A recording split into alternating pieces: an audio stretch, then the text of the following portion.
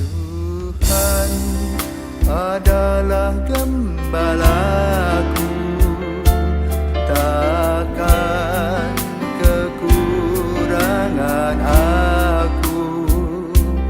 Dia membaringkan aku di padang berumput hijau. Saudara-saudari yang terkasih di dalam Kristus, selamat pagi. Salam jumpa lagi dalam Sabda Siap Saji. Rabu 14 Februari 2024, hari Rabu Abu, Wana Liturgi Ungu. Dalam nama Bapa dan Putra dan Roh Kudus. Amin. Kristus Surya Keadilan, kini fajar Kau datangkan, enyahkanlah kegelapan, tampilkanlah kehidupan. Semoga pertobatan kami di masa Prapaskah ini menurunkan rahmat ampun atas dosa yang tertimbun. Bila tiba hari Paskah, perkenankan para hamba bersorak kegembiraan merayakan kebangkitan. Ya Tritunggal Maha Suci, terimalah pujian kami yang kami lambungkan ini dengan ikhlas penuh bakti. Marilah kita berdoa. Allah Bapa Maha Rahim, sungguh besar kesabaran dan belas kasih-Mu. Kami mohon dengan rendah hati, perkenankanlah kami sungguh-sungguh bertobat kepadamu dan membuka hati lebar-lebar untuk menerima sabda penyelamatanmu dalam masa Prapaskah yang khidmat ini. Dengan pengantaran Tuhan kami, Yesus Kristus, Putra-Mu yang hidup dan berkuasa bersama Dikau, dalam persatuan Roh Kudus, Allah sepanjang segala masa. Amin. Tuhan bersamamu Dan bersama Roh-Mu. Inilah Injil Yesus Kristus menurut Matius. Dimuliakanlah Tuhan.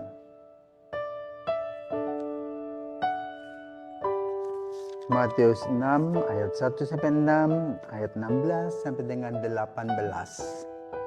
Dalam khotbah di bukit, Yesus bersabda kepada murid-muridnya, hati-hatilah, jangan sampai melakukan kewajiban agamamu di hadapan orang supaya dilihat. Karena jika demikian, kamu tidak beroleh upah dari Bapamu yang di surga.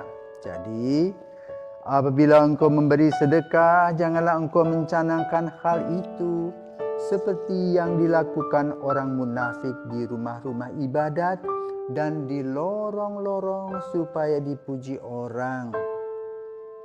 Aku berkata kepadamu, hendaklah sedekahmu itu diberikan dengan tersembunyi.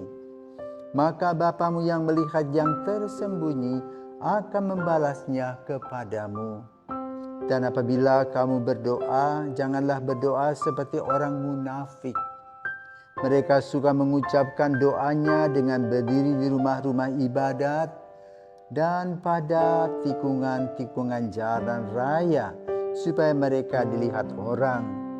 Aku berkata kepadamu, mereka sudah mendapat upahnya. Tetapi jika engkau berdoa, masuklah ke dalam kamarmu, tutuplah pintu dan berdoalah kepada Bapamu yang ada di tempat tersembunyi. Maka Bapamu yang melihat yang tersembunyi akan membalasnya kepadamu. Dan apabila kamu berpuasa, janganlah muram mukamu seperti orang munafik. Mereka mengubah air mukanya supaya orang melihat bahwa mereka sedang berpuasa. Aku berkata kepadamu, mereka sudah mendapat upahnya. Tetapi apabila engkau berpuasa, minyakilah kepalamu dan cucilah mukamu, supaya jangan dilihat orang bahwa engkau sedang berpuasa, melainkan hanya oleh Bapamu yang ada di tempat tersembunyi. Maka Bapamu yang melihat yang tersembunyi akan membalasnya kepadamu. Demikianlah sabda Tuhan. Terpujilah Kristus. Selamat pagi Romo. Selamat pagi saudaraku. Oke Romo, pada pagi hari ini Gereja Katolik telah memasuki pintu gerbang Retret Agung. Mungkinkah dari Romo memiliki pesan untuk kita dalam menjalani retret agung ini, yaitu masa Prapaskah. Para pisawan khususnya satria, bukan baju hitam. Selamat pagi.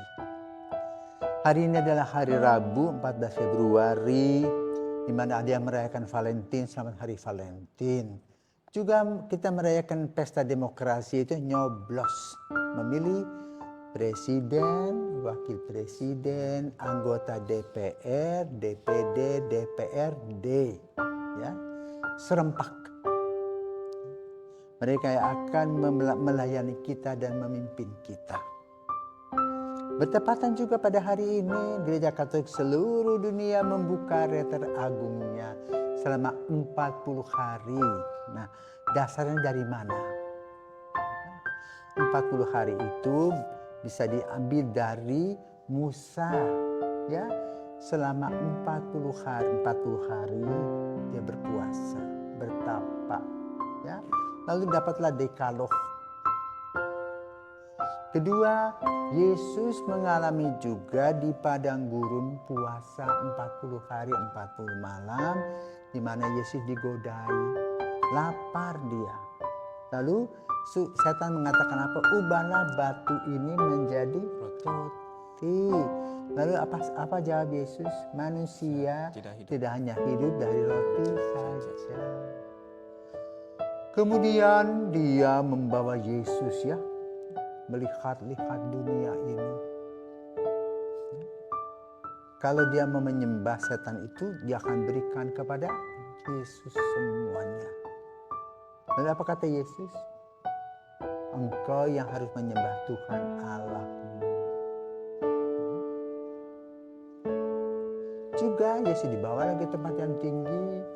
Dia bilang, ayo kalau kamu memang anak putra Allah, pasti para malaikatmu akan menatang engkau. Jawabnya apa? Jangan mencobai Tuhan Allahmu. Lalu setannya pergi, sampai kapan dia datang lagi nanti pada penyaliban Yesus, ya. Nah, yang ketiga juga kita mengingat tentang Nabi Elia yang selama 40 hari bertapa. Lalu bertemu dengan Bunda Maria Karmel itu. Jadi paling kurang ada 3 acuan 40 hari 40 malam. Lalu mengapa kita merayakan 40 hari? Mengapa kita memasuki retret agung? Nah, saudaraku terkasih, kita memasuki apa yang diajarkan oleh gereja, bagian dari liturgia, puji-pujian kepada Tuhan, di mana kitab suci itu dibaca oleh kita setiap hari dengan menggunakan tahun A, B, dan C. Juga dalam bacaan harian, misa harian tahun 1 dan tahun 2, genap dan ganjil. Kalau kita sudah membaca selama 3 tahun itu, kita sudah selesai. Artinya masuki dalam bahasa Arab itu khatam. Ya. Maka lalu perayaan itu juga dipadatkan untuk 1 tahun. Karena itu dalam kalendarium gereja dibagikan mulai dengan masa Advent, ya, tahun baru gereja nih. Di mana selama 4 minggu kita menanti kelahiran Yesus. Sesudah itu 2 minggu masa Natal. Lalu sesudah Yesus dibaptis, kita masuk masa biasa selama 7 minggu. Ya. Maka lalu masuklah kita kepada retret agung tadi 40 hari. Dibagi dari 7 minggu jadinya 40 hari itu 6 minggu. 6 minggu. Nah, di sana kita mulai membuat satu program seperti misalnya orang-orang yang berbadan lebar, subur mengadakan program slimmer. Ya. Tidak sehat kalau orang itu langsung beratnya 120 kilo menjadi 50 kilo, bisa mati dia. Ya. Maka programnya adalah mengurangi lemak, mengurangi sehingga bisa mencapai berat 70 kilo. Nah demikian pula kita selama 40 hari itu puasa kita mengurangi. Jadi makan sehari kenyang, yang dua lapar-lapar, amper-amper. Tetapi lalu yang kita hitung secara matematika. Kita biasanya makan misalnya beras 120 gram. Pada masa puasa kita makan 100 gram.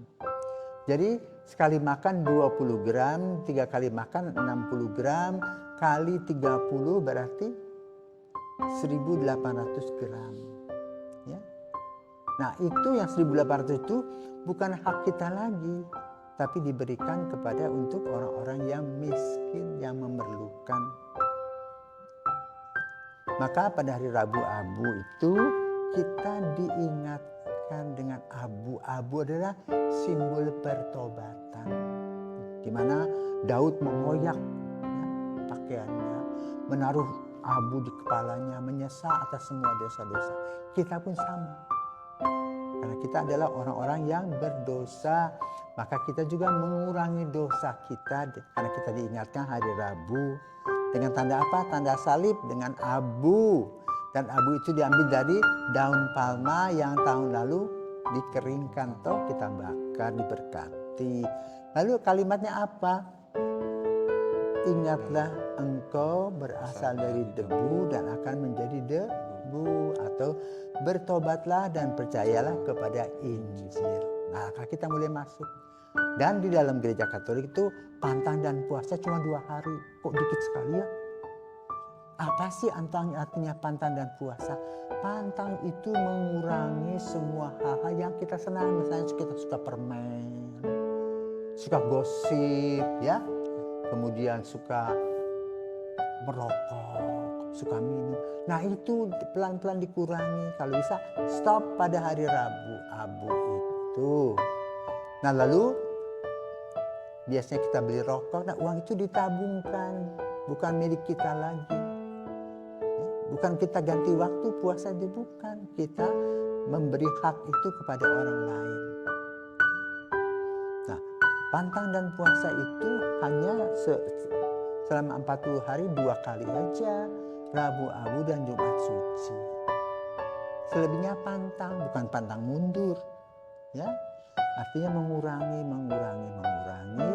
Dan perhitungannya yang kita sudah tidak pakai itu bukan hak kita, hak orang lain berikan kepada gereja.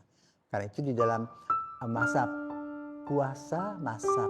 puasa itu akan ada namanya aksi puasa pembangunan untuk orang-orang yang memerlukan bantuannya. Karena itu Injil pada hari ini mengajak kita untuk melihat kewajiban agama kita. Bila kita berpuasa, kita tidak boleh nuntut orang lain supaya ikut berpuasa atau menghormati kita berpuasa. Orang tidak bisa, kita marah kepada orang ketika orang membuat makanan banyak-banyak dan kita harus memakan sedikit, dan kita harus tahu ugahan sendiri. Jadi kita tidak memaksa orang lain berpuasa, tapi kita yang harus berpuasa. Maka kita tidak boleh pamer. Maka digambarkan dalam Injil, ayo rambutnya biasa sekarang pakai pomade ya, mandi keramas dan seger, pokoknya seolah-olah tidak berpuasa. Tidak usah ditampilkan, apalagi sekarang pada zaman YouTuber, ya YouTube itu dipamerkan aku puasa bla bla, itu tidak ada artinya. Karena apa? Puasa itu dimaksudkan untuk mengolah diri kita secara rohani. Maka kita masuk retret agung namanya, kita mengolah kembali iman kita, harapan kita, kasih kita kepada Yesus dan sesama kita. Bukan hanya teori, tetapi harus dipraktikkan dalam hidup. Maka Rabunya disebut Rabu Abu karena apa? Ya itulah, diingatkan pada hari Rabu kita mulai masa puasa. Nanti kalau kita pikir hari Minggu adalah hari Tuhan, ya. Rabu Abu ingat, nanti ada hari Kamis Putih, Jumat Suci, Sabtu Sunyi, dan hari Minggu. Jadi ada beberapa hari mempunyai istilah-istilah yang keren, ya, yang membuat kita perlu merefleksikan diri. Seperti hari Rabu ini. Dan jangan lupa hari ini juga setelah kita mengikuti Ekaristi, jangan lupa pergi ke TPS terdekat, nyoblos. Berdoalah supaya negara ini dipimpin oleh orang-orang yang humble, yang bijaksana, ya, yang rendah hati, yang betul-betul selalu mencuci dirinya sendiri dalam mencuci hal-hal yang buruk, sehingga tampil sebagai sinar pemersatu, sinar kepemimpinan yang adil, bijaksana, yang melahirkan damai sejahtera bagi semua orang. Sebagaimana dicanangkan juga dalam Rabu Abu, ayo kembali melihat kepada apa yang kita dapatkan, apa yang Tuhan berikan kepada kita sebagai debu yang akan kembali kepada debu. Maka kesombongan harus dijauhkan, tetapi rendah hati harus menjadi bagian dari langkah-langkah kita selama khususnya 40 hari, dan kalau kita bisa terus selanjutnya. Selamat memasuki Retret Agung, selamat memasuki masa Prapaskah. Semoga Tuhan senantiasa memberkati kita. Amin.